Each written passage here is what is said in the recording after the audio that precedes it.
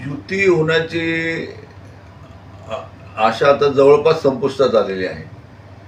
कारण युती करायची म्हटलं तर थोडंसं अवघड पण आहे. कारण त्या अर्थात कोणताही पक्ष असता तर त्याला अडचण तिथं झाली असती. कारण मागच्या वेळची संख्या पाहता त्यांची 77 संख्या होती भारतीय जनता पार्टीची, आमची केवळ 36 होती.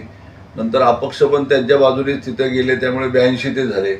त्यामुळे 82चा त्यांचा आकडा असताना 36चा आकडा आम्ही मागून मागून जरी घेतलं, समजा युतीने जायचं म्हटलं तरी ते सीट वाढून देणार किती.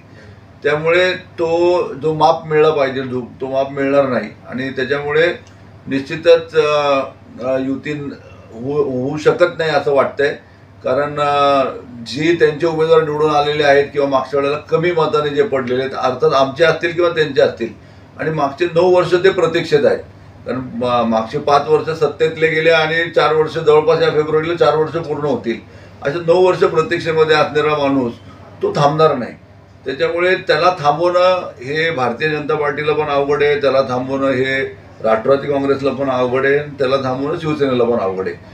त्यामुळे कार्यकर्त्याला पण एक त्याच्या मर्यादा असतात, प्रत्येकाच्या मर्यादा असतात. त्यामुळे तशी ही युती होईल असं वाटत नाही.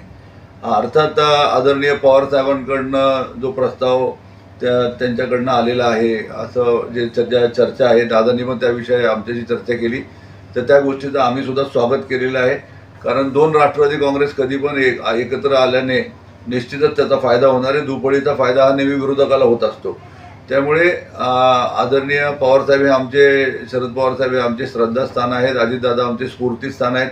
श्रद्धा आणि स्फूर्ती एकत्र आली तर निश्चित त्याचा फायदा राष्ट्रवादी काँग्रेस पक्षाला 100% होईल, याच्यामध्ये विश्वास आहे. त्यामुळे आम्ही त्या गोष्टीचं स्वागत केलेलं आहे.